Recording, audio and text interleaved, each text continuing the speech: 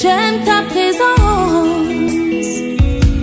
toi mon bien-aimé. Prends-moi dans tes bras d'amour, Jésus. Serre-moi comme ton cœur. Prends-moi dans tes bras d'amour, Jésus. Serre-moi comme ton cœur. J'aime ta présence. Si tu as péché, ce n'est pas le problème de Dieu. Dieu a donné la portion magique pour la solution de ton péché. Regarde à la croix. J'aime ta présence, Jésus mon roi.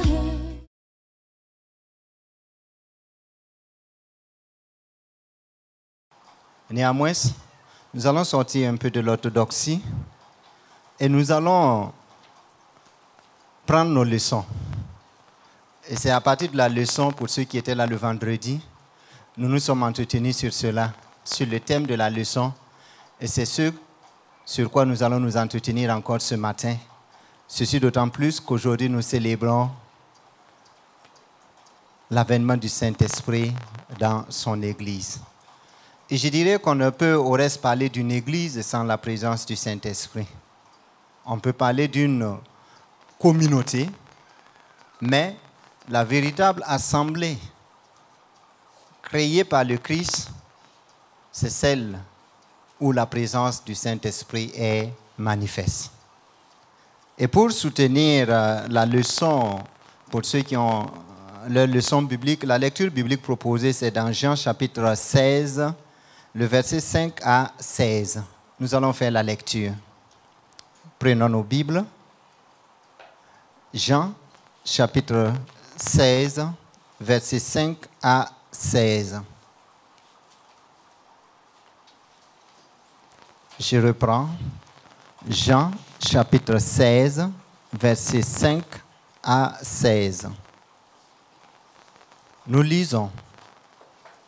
Maintenant, je m'en vais vers celui qui m'a envoyé, et aucun de vous ne me demande « Où vas-tu » Mais, parce que je vous ai dit ces choses, la tristesse a rempli votre cœur. Cependant, je vous dis la vérité. Il vous est avantageux que je m'en aille. Car si je ne m'en vais pas, le consolateur ne viendra pas vers vous. Mais si je m'en vais, je vous l'enverrai. Et quand il sera venu, il convaincra le monde en ce qui concerne le péché, la justice et le jugement. En ce qui concerne le péché, parce qu'il ne croit pas en moi. La justice, parce que je vais au Père et que vous ne me verrez plus. Le jugement, parce que le prince de ce monde est jugé. J'ai encore beaucoup de choses à vous dire, mais vous ne pouvez pas les supporter ou les porter maintenant. Verset 13. Quand le consolateur sera venu, l'Esprit de vérité, il vous conduira dans toute la vérité, car il ne parlera pas de lui-même, mais il dira tout ce qu'il aura entendu et il vous annoncera les choses à venir. Il me glorifiera, parce qu'il prendra de ce qui est à moi et vous l'annoncera. Tout ce que le Père a est à moi. C'est pourquoi j'ai dit qu'il prend de ce qui est à moi et qu'il vous l'annoncera. Verset 16. Encore un peu de temps et vous ne me verrez plus. Et puis encore un peu de temps et vous me verrez parce que je vais au Père. Amen. Reprenez vos places, s'il vous plaît. La question à laquelle la leçon tente de répondre, pourquoi avons-nous besoin du Saint-Esprit? Et le thème proposé, sans moi, vous ne pouvez rien faire. C'est vrai que nous, en tant qu'Église des Assemblées de Dieu, nous disons que nous sommes pentecôtistes. Nous croyons au baptême dans le Saint-Esprit dont le signe initial visible est le parler en langue. Et cette leçon, qui traite de l'actualité de l'Église, nous interpelle à plus d'un titre. Et on ne cessera de le répéter. Notre tendance aujourd'hui est de devenir évangélique. Peu dans nos assemblées, peu de membres sont remplis du Saint-Esprit. Cependant, ce n'est pas un choix, un deuxième choix. Nous avons besoin du Saint-Esprit pour marcher au quotidien dans notre vie chrétienne. Et le plan de la leçon, en ce sens, développe 4 aspects de l'importance du Saint-Esprit dans la vie du croyant. Dans la première partie, la leçon parle de la primauté, ou je dirais la place primordiale que le Saint-Esprit doit occuper dans la vie de chaque chrétien. Le Saint-Esprit d'abord. Ensuite, la leçon nous parle de ce que le Saint-Esprit veut produire dans chacun et chacune de nous, dans nos vies. C'est nous amener à vivre dans la vérité. Et troisièmement, le Saint-Esprit est là pour nous donner de témoigner. Un témoignage vivant, un témoignage efficace, un témoignage qui transforme le monde autour de nous. Et enfin, pour que nos prières soient efficaces, nous avons besoin de prier en esprit. De laisser le Saint-Esprit filtrer nos prières et les présenter à Dieu. Pour cela, nous avons besoin que le Saint-Esprit habite en nous, dans toute sa plénitude. Entrons dans le contenu de la leçon. Le Saint-Esprit d'abord. La fête de Pentecôte nous rappelle la nécessaire présence du Saint-Esprit dans la vie du disciple, comme je le disais tantôt, pour le succès dans la mission de Dieu. Et dans Matthieu chapitre 28, nous avons ce que certains ont appelé la missio Dei, la mission de Dieu, pour d'autres le grand mandat, pour d'autres la grande commission, ce que le Christ a laissé comme mission à son Église. Et je crois que chacun de nous, nous pouvons réciter les versets 18 à 20 par cœur. Jésus s'étant approché leur par là et dit, « Tout pouvoir m'a été donné dans le ciel et sur la terre. Allez et faites de toutes les nations des disciples. Baptisez-les au nom du Père, du Fils et du Saint-Esprit et enseignez-leur à observer tout ce que je vous ai prescrit. Et voici, je suis avec vous tous les jours jusqu'à la fin du monde. » C'est la mission que le Christ nous a confiée. Et c'était la dernière mission qu'il a laissée à son Église. Et nous verrons cela plus loin. Et le docteur a l'habitude de dire ici, pour ce qui concerne l'œuvre de Dieu, nul n'est suffisant ou suffisante en lui ou en elle-même. Nous avons besoin pour accomplir la mission de Dieu dans notre famille, dans notre quartier, dans notre service, nous avons besoin du Saint-Esprit. Je l'ai dit en introduction, ce n'est pas un choix. C'est une obligation pour tout chrétien de vivre dans la présence et dans la communion du Saint-Esprit. Nous ne pouvons pas servir Dieu avec les moyens humains. Nous ne pouvons servir Dieu qu'avec les moyens que Dieu met à notre disposition. Et dans Éphésiens, au reste, on nous dit que notre combat n'est pas dirigé contre la chair et le sang, mais contre les forces des ténèbres. Et c'est avec des armes spirituelles que nous sommes appelés à combattre. Nous avons besoin de nous laisser conduire par le Saint-Esprit. Sans le Saint-Esprit, nous ne pouvons rien faire. Nous pouvons tenter. Nous pouvons jouer à la comédie. Ça peut marcher un temps, mais pas toujours. Nous avons besoin du Saint-Esprit. Dans Actes chapitre 1, verset 4, Jésus demande aux disciples d'attendre de recevoir le Saint-Esprit avant de commencer la mission. Sans le Saint-Esprit, on n'a pas besoin d'insister, nous ne pouvons rien faire. Le deuxième aspect, le Saint-Esprit nous est donné pour vivre dans la vérité. Pour marcher dans la vérité, pour être un adorateur. Comme Jean le dit au chapitre 4, verset 23, l'heure est venue et l'heure est déjà là où les vrais adorateurs, ceux que le Père désire, adoreront le Père en esprit et en vérité. Et le Saint-Esprit est là pour nous donner que notre adoration ne soit pas fausse. On peut avoir une belle mélodie, mais le fond est dénué de la présence de Dieu. On peut composer un cantique parce que d'autres ont composé, mais est-ce que dans le fond, le cantique rapproche de l'Éternel. Que nous soyons vrais.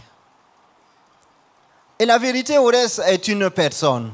Dans Jean 14, Jésus dit, je suis le chemin, la vérité et la vie. Nul ne vient au Père que par moi.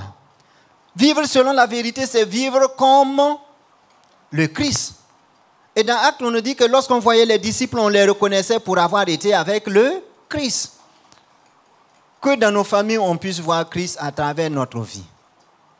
D'habitude, on dit que ce que tu fais crie si fort que je ne peux pas entendre ce que tu dis. Il ne doit pas avoir une dichotomie dans notre intérieur et notre extérieur. Nous devons vivre selon la vérité. Et le Saint-Esprit est là pour nous amener à grandir et atteindre la stature parfaite du Christ. Nous pouvons être dans une église pendant longtemps, faire partie des responsables, des prédicateurs, sans pour autant vivre dans la vérité. Et ce n'est pas le ministère public qui compte, mais dans le privé avec Dieu. Est-ce que tu es vrai? Dans le privé avec Dieu. Est-ce que je suis vrai dans mon privé avec Dieu? C'est ça qui est important. Les 2 heures ou 3 heures que nous passons ici, c'est bon, mais ce n'est pas suffisant. C'est dans le privé. C'est dans notre quotidien. C'est dans notre service qu'on sentira et qu'on doit ressentir la présence du Saint-Esprit en nous. Ce n'est pas le poste dans l'église ou les années de conversion qui font de nous un chrétien. Ancienneté, nous on est anciens dans la chose, dans la boîte. C'est pas ça. Dans l'église, c'est pas ça. C'est le Saint-Esprit qui fait la différence. Sans le Saint-Esprit, dans notre vie, pas de vérité. Sans le Saint-Esprit, dans notre vie, tout ce que nous allons faire, nous pouvons le faire dans le mensonge. C'est le Saint-Esprit qui valide. Troisièmement, le Saint-Esprit nous a été donné pour témoigner. Dans Actes chapitre 1, verset 8, être témoin de Jésus vient après le baptême dans le Saint-Esprit. C'est dire que c'est le Saint-Esprit qui fait de nous un témoin efficace, un témoin selon Dieu. On entend souvent parler de faux témoins, des gens qui racontent ce qu'ils n'ont pas vu. Qu'est-ce que le Seigneur a fait pour toi? Que tu puisses partager avec quelqu'un d'autre autour de toi. C'est pourquoi nous avons besoin d'une expérience personnelle. Au point où nous pouvons, comme Job, dire, mon oreille avait entendu parler de toi, mais maintenant mon œil t'a vu. Raconte ce que Dieu a fait pour toi. Et Jésus, quand il guérissait les malades et certains voulaient le suivre, il dit, va dans ta maison et raconte ce que j'ai fait pour toi. Si ce que le Seigneur a fait pour toi mérite d'être partagé, partage cela autour de toi. Pour sauver de la destruction, pour sauver de l'enfer des vies. Pour réussir dans le témoignage, nous avons donc besoin du Saint-Esprit. Avant le baptême du Saint-Esprit, Pierre a renié Jésus. Et nous avons cela dans Matthieu chapitre 26. Et 50 jours après, ce même Pierre, dans la chambre haute, pouvait élever la voix et dire, ce Christ que vous avez crucifié est le Messie, le Sauveur. Il n'avait plus honte de se proclamer chrétien. Malheureusement, aujourd'hui, nous avons honte. Comparé à d'autres communautés, ils n'ont pas honte de faire les signes de leur appartenance religieuse, de se mettre en groupe aux abords des voies pour prier. Et nous avons peur, nous avons honte de notre Jésus. C'est dommage. Soyons fiers aussi d'être chrétiens. Mais je comprends, sans le Saint-Esprit, c'est difficile. Nous serons dans la coquille de Pierre, du moins, avant le Saint-Esprit, avant la Pentecôte. La Pentecôte, c'est pour que nous puissions sortir de cette coquille-là. La honte de témoigner, la honte d'échouer. Ce n'est pas nous qui convertissons, même si nous prêchons et la personne ne se donne pas à Jésus, nous avons accompli notre mission. C'est l'œuvre du Saint-Esprit. Même si nous avons évangélisé 1000 personnes et personne ne s'est converti, continuons à évangéliser, à partager l'évangile autour de nous. Sans le Saint-Esprit dans notre vie, il nous sera difficile de prêcher l'évangile, mais plus facile de renier Jésus. Après avoir été baptisé dans le Saint-Esprit, Pierre a prêché devant la foule. Et le nombre de convertis nous dit que c'était une grande foule. 3000, plus tard 2000. C'était une grande foule. Sans compter ceux qui ne se sont pas convertis. Si on dit peut-être en image avec nos campagnes d'évangélisation, si c'est le 10e qui s'est converti, multipliez les 3000 là et vous avez au moins 30 000 ou tout au plus 30 000 qui ont entendu le message de l'évangile. Enfin, le Saint-Esprit est là pour nous aider à avoir une prière efficace. Le vendredi, je disais que souvent, si nous voulons, tentons nous-mêmes d'enregistrer nos prières et de les réécouter après. Nous allons nous rendre compte qu'il y a certaines choses que nous avons dites, et si on pouvait les retirer, on allait les retirer. Mais gloire soit rendue à Dieu. Le Saint-Esprit est là pour filtrer et corriger nos prières avant de les présenter à Dieu. Et vous comme moi, si tout de suite on dit on va prier, nous changeons d'intonation. La prière, c'est un moment particulier, c'est vrai. Mais personne ne prie comme elle parle. On change d'intonation et nous avons de ces mots qui nous aident dans la prière, qui reviennent, des mots répétitifs qui nous permettent d'enchaîner les mots dans la prière. Et parfois, les Seigneur Jésus, si on les enlève, la prière se résume en peu de choses. Seigneur Jésus, nous sommes là, Seigneur Jésus, ce matin, Seigneur Jésus, pour te présenter, Seigneur Jésus. Mais on ne se rend pas compte. Mais une fois que vous enregistrez, vous allez vous rendre compte qu'il y a de ces mots. Mais gloire soit rendue à Dieu, son esprit corrige nos prières avant de les présenter à Dieu. Dans Romains chapitre 8, verset 26, Paul nous dit, bien que nous ne savons pas demander dans nos prières, parce que parfois nous demandons de manière égoïste. On demande pour notre propre plaisir. Alors que si Dieu nous refuse parfois certaines choses, c'est qu'il a quelque chose de meilleur à nous offrir. Mais on s'entête, on a besoin d'une chose et on tient mordicus à ce que Dieu le fasse pour nous. Le Saint-Esprit corrige ces prières-là pour les présenter à Dieu. Nos prières égoïstes, nos prières mal formulées, n'ayons pas peur de les formuler. Faisons nos prières, le Saint-Esprit est là pour corriger avant de présenter à Dieu. C'est le Saint-Esprit qui nous aide. Romains chapitre 8, 26, Paul ajoute que l'Esprit intercède pour nous. Frères et sœurs, est-il besoin de dire, d'insister davantage que le baptême du Saint-Esprit est capital pour le chrétien? J'aime prendre l'image d'une voiture. Puisse-t-elle être la plus belle, la plus luxueuse, la plus coûteuse? S'il n'y a pas de carburant à l'intérieur, la voiture ne roulera pas. Ça peut être déposé dans un musée, mais sans le carburant, elle ne bougera pas. Que le Saint-Esprit soit ton carburant. Que le Saint-Esprit soit la personne divine à tes côtés qui te conduit, qui t'oriente, qui intercède pour toi. Sans le Saint-Esprit, nous ne serons pas efficaces entre les mains de Dieu. C'est pourquoi nous avons besoin du Saint-Esprit. Et en cette journée de Pentecôte, le temps ne nous permettra pas de passer des heures dans la prière et en ces lieux. Mais que chacun individuellement, que chacune individuellement à la maison, dans ces temps favoris, dans ces moments de prière, dit Seigneur, que veux-tu que je fasse? Que ton esprit vienne habiter en moi, dans toute sa plénitude. Le Saint-Esprit ne vient pas pour nous rendre esclaves. Le Saint-Esprit ne vient pas pour ôter notre liberté. Mais le Saint-Esprit est là pour nous donner plus de force dans nos prières, dans nos témoignages, à vivre dans la vérité. Et partout où nous passerons, on nous reconnaîtra pour avoir été avec le Christ. Que le Saint-Esprit habite dans toute sa plénitude, dans nos cœurs, à la gloire de Dieu. Amen. Dieu a une armée qui se lève pour lui obéir. Dieu a une armée qui se lève pour le servir. Peuple de Dieu, peuple d'éveil, pour l'adorer.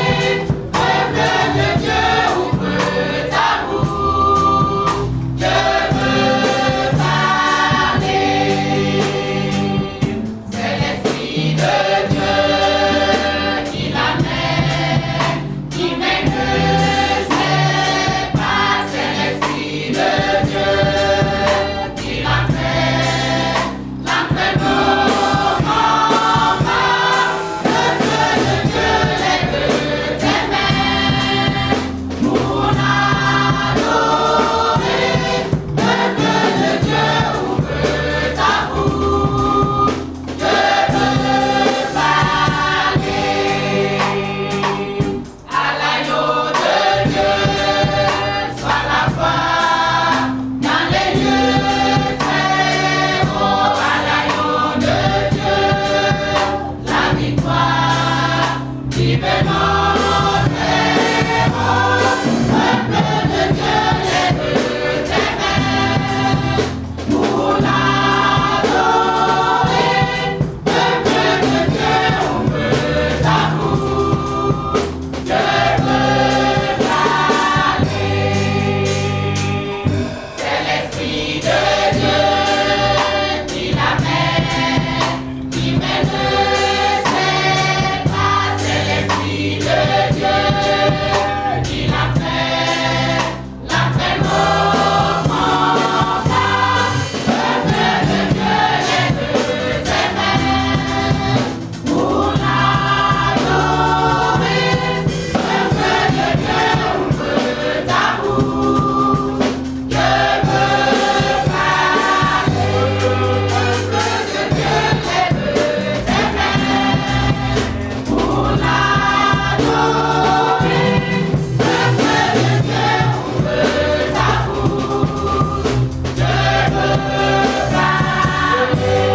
Peuple de Dieu, lève tes mains pour l'adorer. Peuple de Dieu, ouvre ta bouche. Dieu veut parler. Dieu veut parler. Dieu veut parler. Dieu veut parler.